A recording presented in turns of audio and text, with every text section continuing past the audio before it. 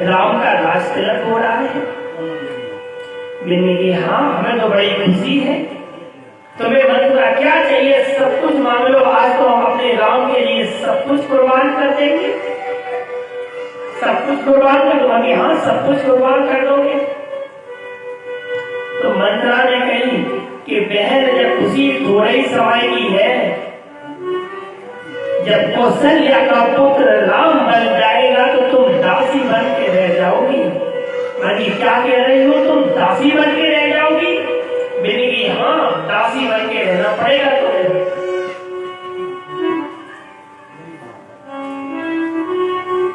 तो कौशल्या ने बड़ा ही जवाब दिया कि मैं दासी बन के रहूंगी नहीं, वो तो मेरी बहन है, मुझको बहुत चाहती है। तो उन्होंने कहा कि ये प्रेम केवल थोड़े समय के लिए है, बस थोड़े समय बाद ये प्रेम खत्म हो जाएगा और तुम्हें दासी बनकर रहना पड़ेगा, तुम्हें काम करना पड़ेगा, जो कौशल्या माता तुम्हें आदेश करेंगी तुम्हें करना पड़ेगा।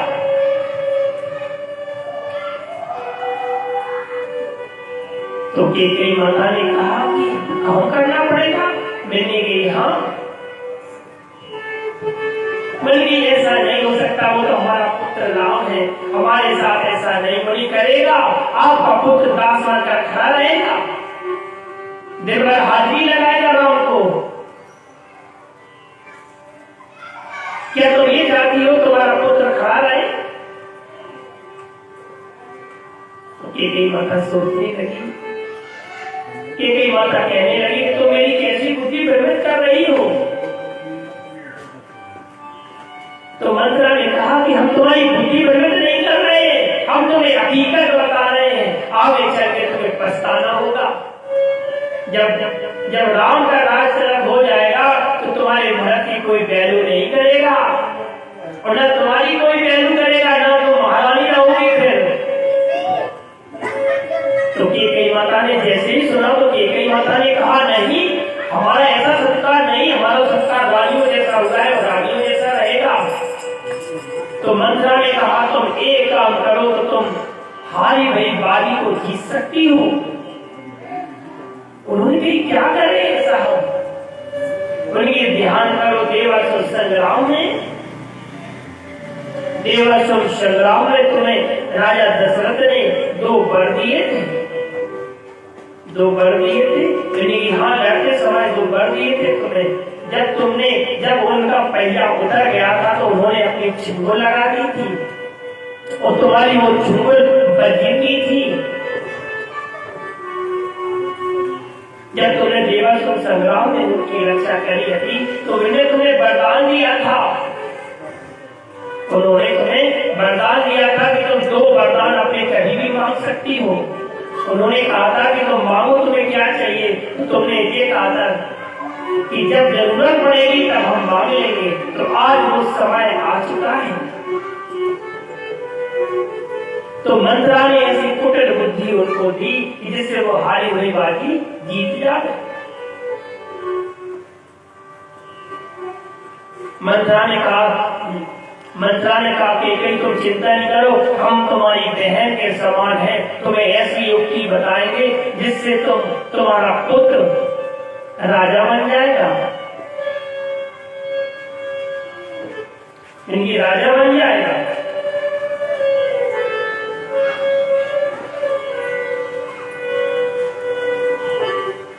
तो मंत्रा ने कहा कि तुम जाकर कोप भवन में बैठ जाओ, किसी से बोलना मत, बिल्कुल शांत बैठे रहना और जैसा हम तुम्हें बताते हैं वैसा ही करना। उनकी वैसा ही करना बनेगी। हाँ, तो मंत्रा जाके कोप भवन में बैठ गई। दशरथ जी को मालूम चला कि वो कोप भवन में है।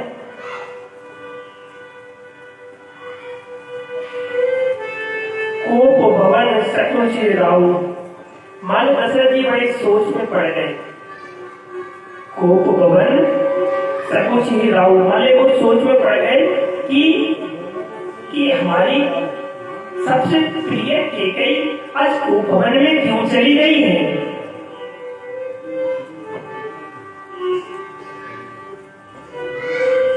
केकई भैया जैसे ही रूठ कर वहां बैठी थी तो दशरथ जी उनके पास आके में बैठ गए और पूछने लगे उनसे, जाहे निकट मधुर वाणी, प्राण प्रिय तू क्यों है तू निशानी।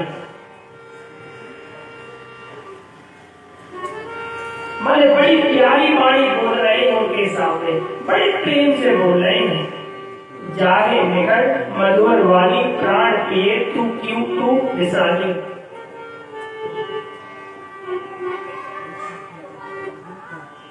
बड़े बारी से प्रेम से उनको मना रहे हैं कि हे हमारे प्राणों की प्रिय, हे हमारे प्राणों की प्रिय तुम क्यों रूठी हो, तुम्हारे रूठने का कारण क्या है, ऐसा क्या हो गया है जिससे आप रूठी हो। आज तो पूरे नगर में उत्सव मन रहा है, सब लोग नाच रहे हैं, गा रहे हैं। केकई से कहा,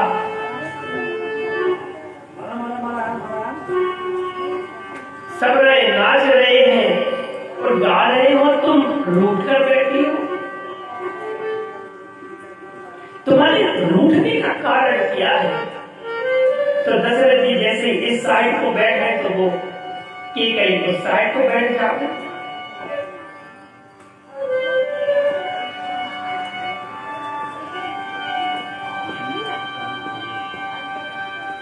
तो केकई ने उनसे कहा,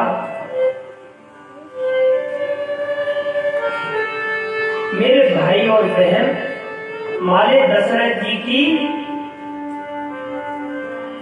काम वासना कभी खत्म ही नहीं हुई थी, काम वासना कभी गई नहीं थी, वृद्धावस्था तक उनकी काम वासना उनके पास जाती थी। अब वो बड़ी ही प्रेम से उन्हें मना रही है, रिझा रहे हैं, बात तो बताओ केकई क्या है। बार बार कह राउ सुरमुखी पीक बचनी, कारण मोहे सुनाओ गज गावनी। दशरथ जी बड़े प्रेम से उसे कहते हैं, सुरमुखी जो सुंदर बोलने वाली, ये सुंदर बोलने वाले केकई तुम्हारे रूठने का कारण क्या है, क्यों रूठी हो तुम। फिर कहती है सुलोचनी, दशरथ जी कहते हैं सुलोचनी जो सुंदर नेत्रों वाली, सुंदर नेत्रों वाली प्राण प्रिय तू रूठी क्यों है ये तो बताओ, हम तुम्हारी सोच का निवारण कर देंगे, तुम्हें हो क्या गया है तुम बताओ तो हमें। गजगावनी जो हाथी की तरह चलने वाली, तुम्हारे रूठने का कारण क्या है।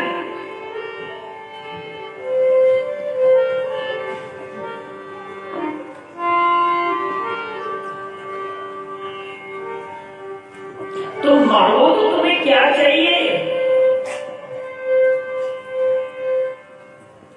तो दशरथ जी से केकई ने कहा कि हमें अपने दो वर चाहिए। बार बार आप कह रहे, बार बार कहूं कहूं न देत हो,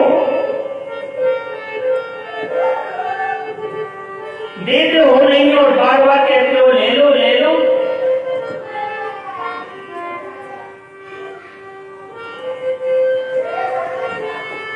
तो दशरथ जी कहते हैं, रघुकुल रीत सदा चले आई, प्राण जाए पर वचन न जाए।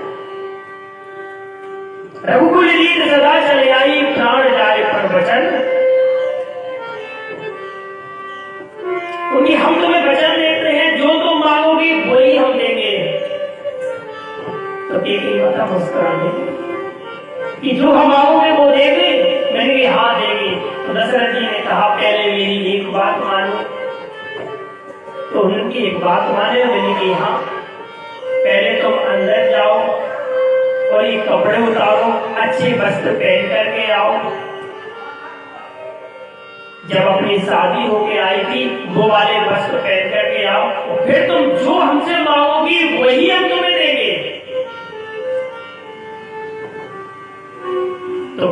माता भागती हुई गई और नए वस्त्र पहनकर आई।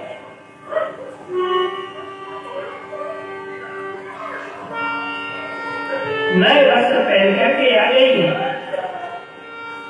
और कहने लगी,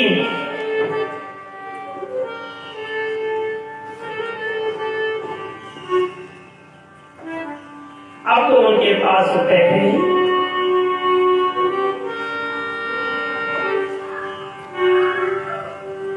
अब दशरथ जी कहने लगे कि अब तो मैं लग रही हूं दशरथ जी के सिंहासन पर बैठने वाली रानी। तुम हमसे कुछ भी मांग लो, हम तुम्हें दे देंगे।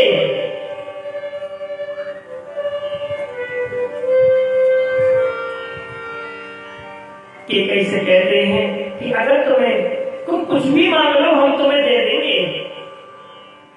हम अपनी शपथ खाते हैं कि जो अब तुम मांगोगे हम देंगे।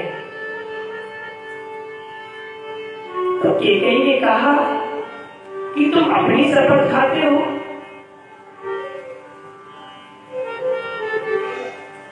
अपनी भी शपथ से तुम्हें कोई प्यारा है, अपनी शपथ से भी तुम्हें कोई प्यारा है। तो कैकेयी ने, दशरथ जी ने कहा कौन? उनकी राम। राम की शपथ क्यों नहीं खा रहे? दशरथ जी थोड़े समय सोचे। दशरथ जी कुछ समय सोचने लगे, फिर बोले कि राम की भी शपथ खाते हैं कि जो तुम मांगोगे वही तुम्हें देंगे हम।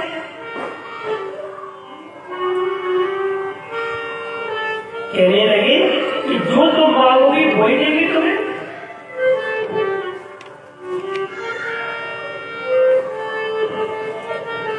जो तुम मांगोगी वही हम देंगे। तो हमसे कुछ भी मांग लो, हमारे प्राण तक मांग लो, तो आज राम के लिए अपने प्राण तक दे देंगे।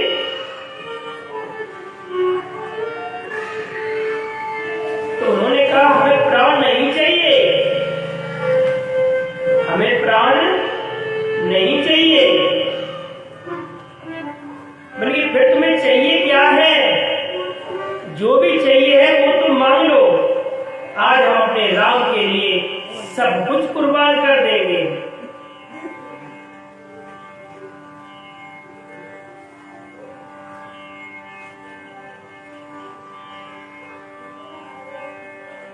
तो उन्होंने कहा, तो कैकेयी ने क्या किया कि अपनी 2 उंगली कर दी। क्या कर दी? 2 उंगली। अब उनसे कहा दशरथ जी से कि इन उंगलियों को पकड़ो। अब दशरथ जी सोचने लगे कि कौन सी उंगली को पकड़े। दशरथ जी कहने लगे कि जीवाली उंगली पकड़े कि जीवाली उंगली पकड़े। अब वो बड़े सोच में पड़ गए।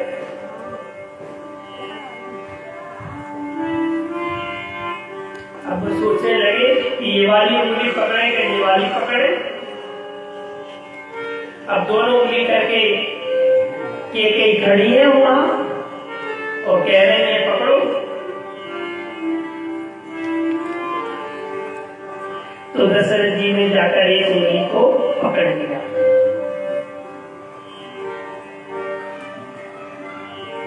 तो कैकेयी ने कहा ये सिंहासन है ना, ये राज तिलक होने वाला है, ये राम की जगह भरत का हो। और दूसरे भर में राम को 14 वर्ष के लिए वनवास, उनको नगर में जाना वर्जित हो, किसी नगर में वो प्रवेश ना कर सकते। एक कंटक राज हमारे भरत का हो और राम तपस्वी भेष रखकर वन में रहे, उनका किसी भी नगर में जाना वर्जित हो। जैसे ही उन्होंने सुना वो जमीन पर चढ़ाव मूर्छित।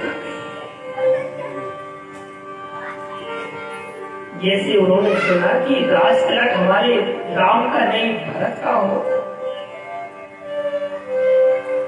ऐसे वो जमीन पर गिर बसे।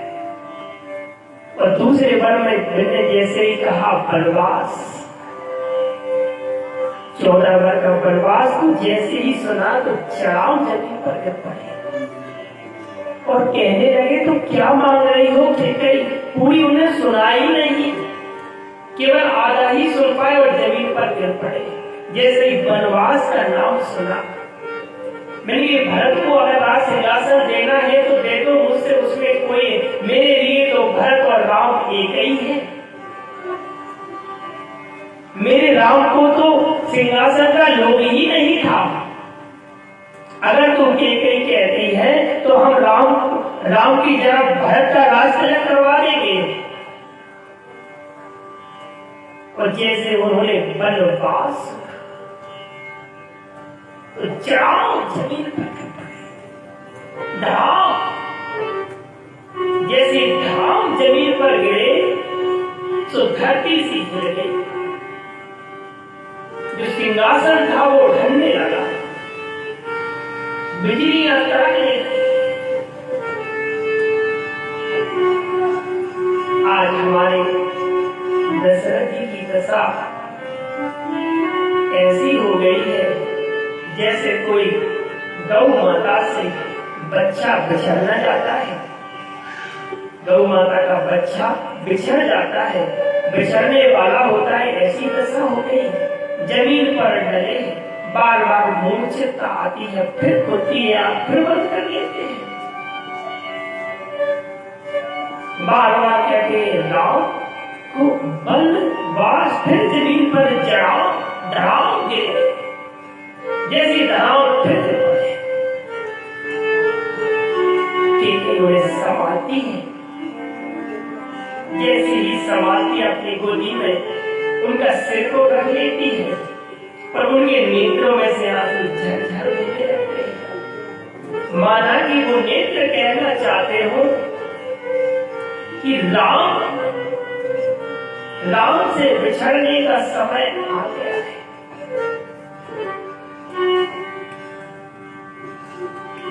राम से बिछड़ने का समय आ गया है।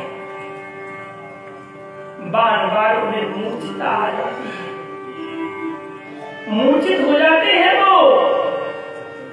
बार बार उन्हें पानी देकर जगाया जाता है, थोड़ी देर उनकी मूर्छता खुलती है, फिर जमीन पर डराव गिर जाते हैं।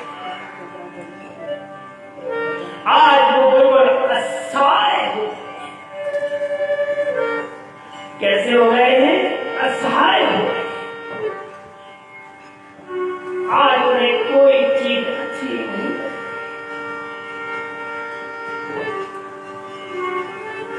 बार बार राम को पुकारते हैं,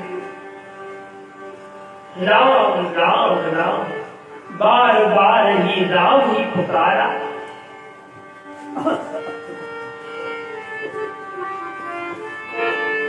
बार ही बार राम ही पुकारा।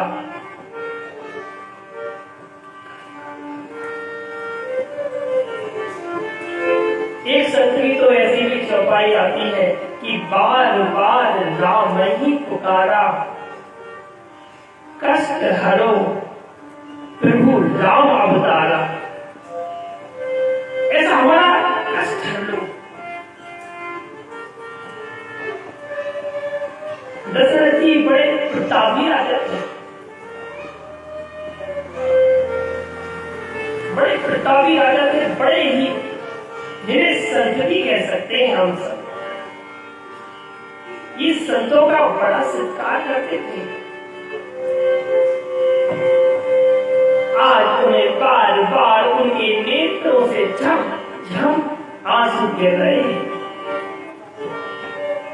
आज उन्हें संसार की कोई चीज अच्छी नहीं लग रही है। बार बार सोच रहे हैं कि अब हमें राम से बिछड़ने का समय आ गया है।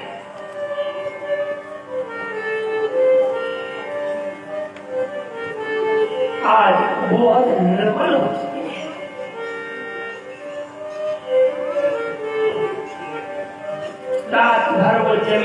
पड़े रहे, बार बार मुस्ता खुलती और फिर खुल जाती, फिर आगे खुलती और बंद हो जाती। और जैसे ही सुबह हुई,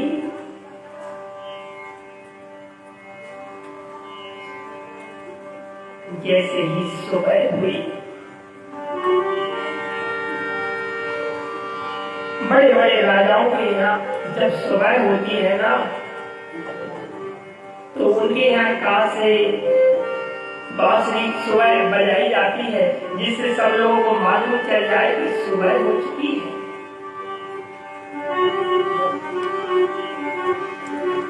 बजाई जाती है,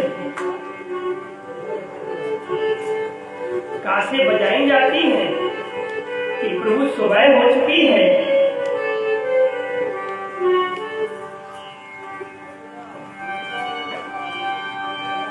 पर वो निर्मल की तरह पड़े हुए हैं। आज उन पर विपत्तियों का पहाड़ गिर गया है। आज वो बिल्कुल असहाय हो गए हैं। उन्हें किसी चीज में मन नहीं लग रहा है। वहां तैयारी चल रही है राम के राजतिलक की। सब लोग हंस रहे हैं, उमंग में है।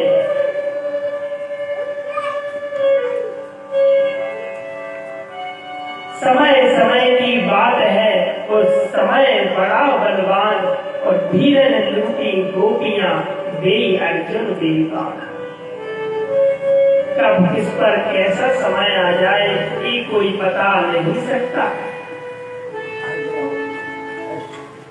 समय कभी कहकर नहीं आता है, समय कभी कहकर नहीं आता है कि उस पर कैसा समय आने वाला है।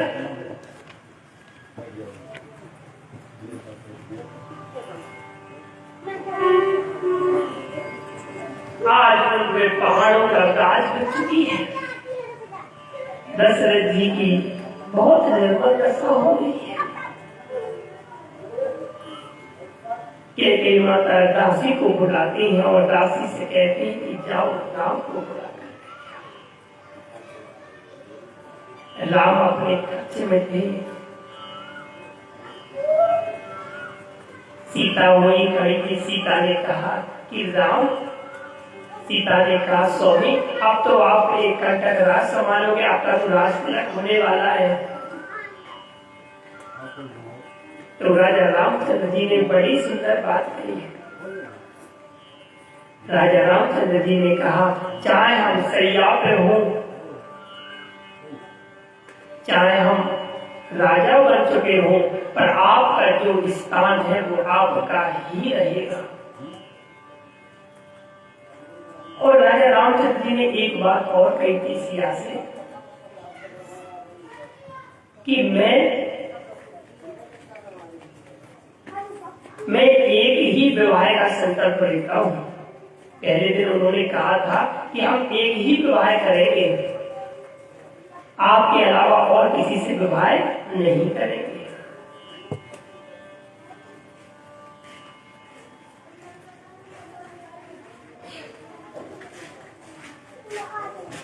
तो सीता ने उनसे कहा कि आप ये बताइए स्वामी, अब तो आप राजा बनने वाले हैं, अब तो आपको हमारे लिए समय ही नहीं मिलेगा।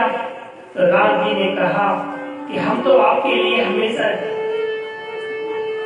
आपके लिए तो हम खूब दुनिया के लिए राजा बन जाए, पर आपके लिए जो है हम वही रहेंगे। इतनी देर में लक्ष्मण जी भी आ गए।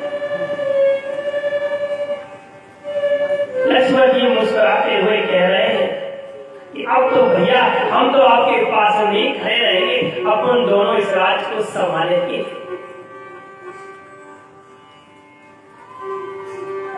तो राम ने कहा लक्ष्मण तुम तो मेरी अंतर आत्मा हो, जो भोग राम भोगेगा वही हमारा लक्ष्मण भोगेगा, जो सुख राम भोगेगा वही हमारा लक्ष्मण भोगेगा, और वही दुख जो लक्ष्मण भोगेगा, राम भोगेगा, वही हमारा लक्ष्मण भोगेगा। लक्ष्मण जी बड़े प्रसन्न उस सब के साथ यहाँ केकई का संदेश, केकई माता का संदेश जब आया तो केकई माता ने बुलाया है, और जैसे ही सुना कि माँ ने बुलाया है तो जैसे ही वो अपने कक्ष से बाहर निकले तो ऊपर एक छत्ता लग गया, क्योंकि जो राजा महाराजा होते हैं ना उनके ऊपर एक छत्ता लग जाता है।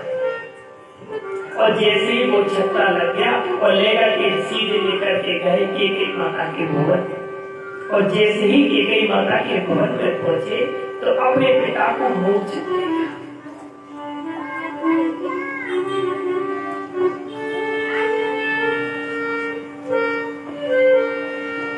तो उन्होंने जैसे ही देखा कि हमारे पिता मूर्छित पड़े हैं,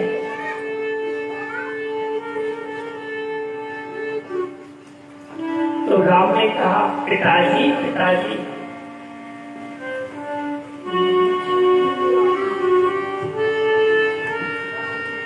तो राम ने कहा कि पिताजी क्या बात है, आपका इतने दुखी क्यों हो,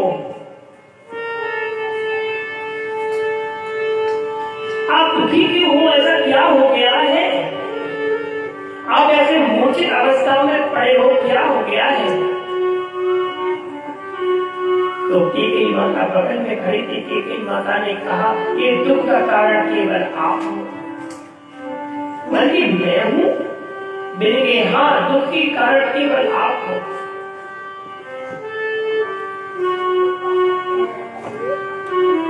अगर ये अपना संकल्प मानते हैं, अपनी प्रतिज्ञा मानते हैं, अपना वरदान मानते हैं, तो पुत्र मोह आता है। मोह के पूछे ये कह नहीं पा रहे हैं आपसे, कुछ बोल नहीं पा रहे हैं ये आपसे, दुख के कारण केवल आप ही हो।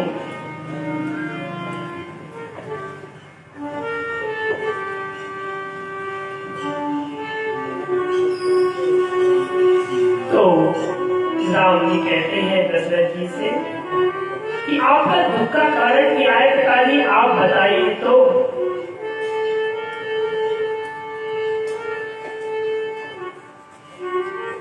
और किसी का दिल नहीं दुखाना चाहिए आप लोगों को, अगर कोई गलती हो जाए तो उसको माफी मांग लेना चाहिए। और कैसे दिल नहीं दुखाना चाहिए, नहीं चाहिए दिल दुखाना किसी का, सदा न रहा है सदा न रहेगा जमाना किसी का, नहीं चाहिए दिल दुखाना किसी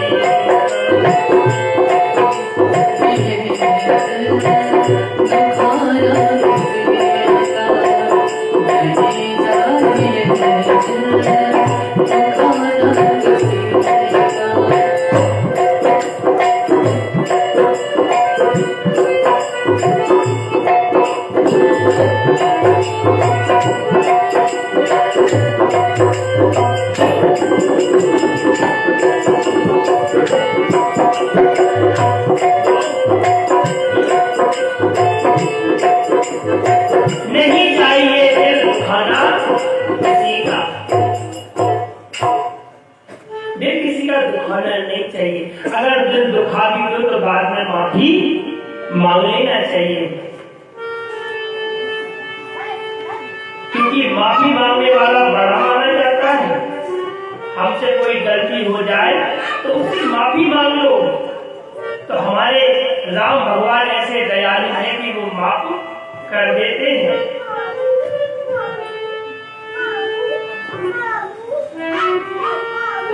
और हमेशा विनती करते रहना चाहिए।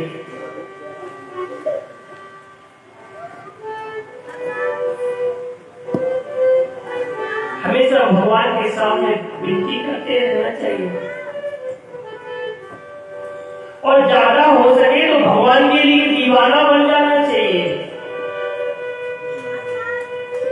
क्या बनना चाहिए? दीवाना। दीवाना कैसा कि भगवान के सामने उनकी इस तरह से भक्ति करना चाहिए कि उनके सिवा और कुछ दिखना ही नहीं चाहिए। इस संसार की माया आपको स्पर्श ही न कर पाए, क्योंकि सबसे ज्यादा अगर शांति मिलती है भगवान के मंदिर पर मिलती है और कहीं शांति नहीं मिलती है। भगवान के मंदिर पर बड़ी शांति मिलती है, भगवान के मंदिर पर बड़ी शांति मिलती है। और दीवाने होकर नाचना चाहिए। और किस तरह से दीवाना होकर नाचना चाहिए? अरे दीवाना हूँ तेरा कान्हा, अरे दीवाना हूँ तेरा कान्हा, वो दीवाना हूँ तेरा कान्हा, वो दीवाना हूँ तेरा कान्हा, दीवाना हूँ तेरा कान्हा, दीवाना हूँ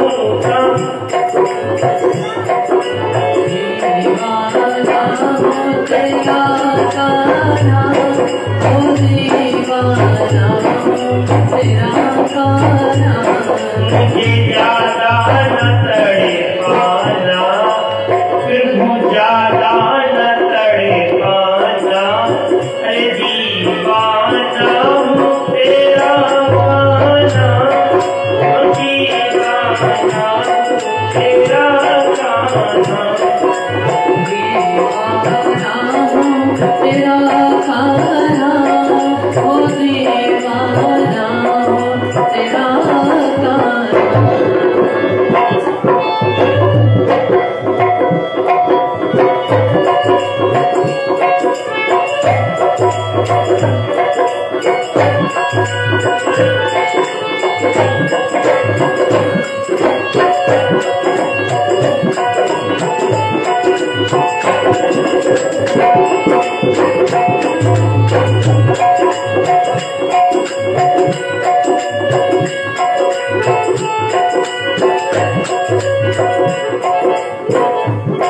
कभी गोकुल में ढूंढा तुझे, वृंदावन में ढूंढा तुझे कान्हा रे, कभी गोकुल में ढूंढा तुझे, वृंदावन में ढूंढा तुझे,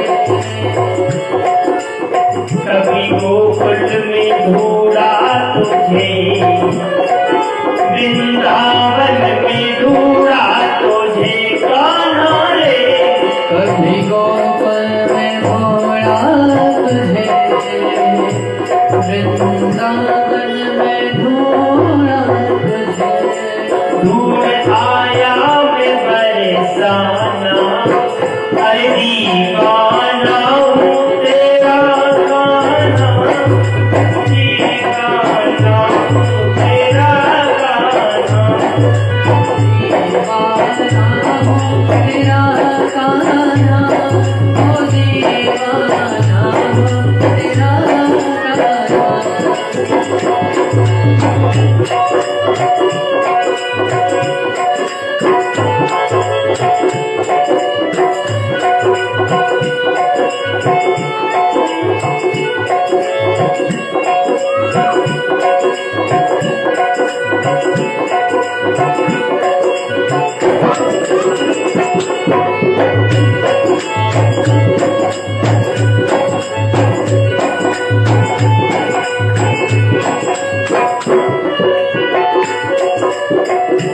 हर तरफ से तुम्हारे हैं हम, आप मानो न मानो हमें कान्हा रे, हर तरफ से तुम्हारे हैं हम, आप मानो न मानो भले, हर तरफ से तुम्हारे हैं हम, आप मानो न मानो हमें कान्हा रे, हर तरफ से तुम्हारे हैं हम, आप मानो न मानो भले, अपने दिल से न ठुकराना,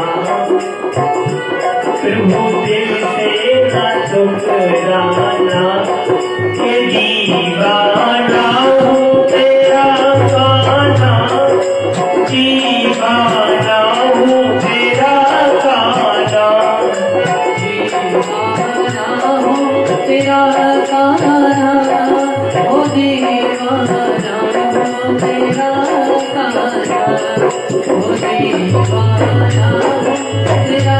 कान्हा ओ दीवाना तेरा कान्हा ओ दीवाना तेरा कान्हा ओ दीवाना तेरा कान्हा। वृंदावन की 4 पंक्तियां हैं। श्याम सपनों में आता क्यों नहीं, श्याम सपनों में आता क्यों नहीं, श्याम सपनों में आता क्यों नहीं, श्याम सपनों में आता क्यों नहीं, प्यारी सूरत दिखाता क्यों नहीं, प्यारी सूरत दिखाता क्यों नहीं, प्यारी सूरत दिखाता क्यों नहीं, प्यारी सूरत दिखाता क्यों नहीं। मेरा दिल तो दीवाना हो गया, मेरा दिल तो दीवाना हो गया, मेरा दिल तो दीवाना हो गया, मेरा दिल तो दीवाना हो गया। मुझको दीवाना बनाता क्यों नहीं, श्याम सपनों में आता क्यों नहीं, श्याम सपनों में आता क्यों नहीं, मेरे सपनों में आता क्यों नहीं, प्यारी सूरत दिखाता क्यों नहीं, श्याम सपनों में आता क्यों नहीं। श्याम सपनों में आता क्यों नहीं। माने किसकी सूरत नहीं दिखाता, हमारे राम प्रभु की, क्योंकि राम और श्याम तो एक ही है। ये परसोत्तम श्री रामचंद्र जी की महिमा तो अनंत है, क्योंकि ये दया के सागर हैं।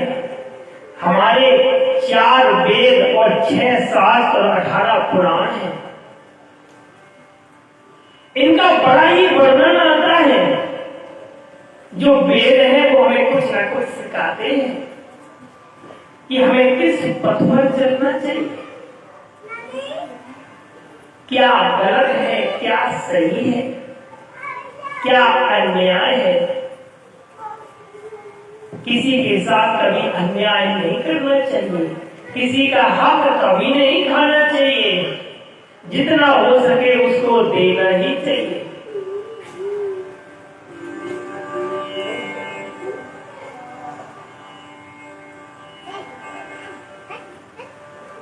अगर आपके जीवन में कोई कष्ट और पीड़ा आए तो बस इतना बोल देना चाहिए, दीन दयाल गरज संभाली हरहु नाथ मोरे संकट।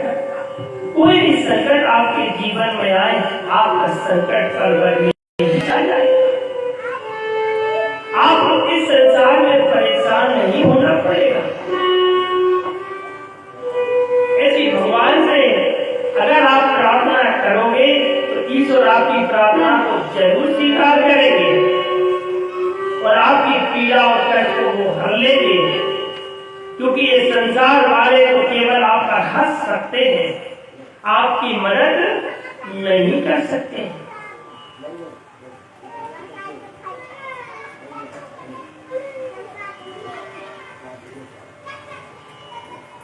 एक दो पंक्तियों में एक संत ने और लिखा है। क्या लिखा है?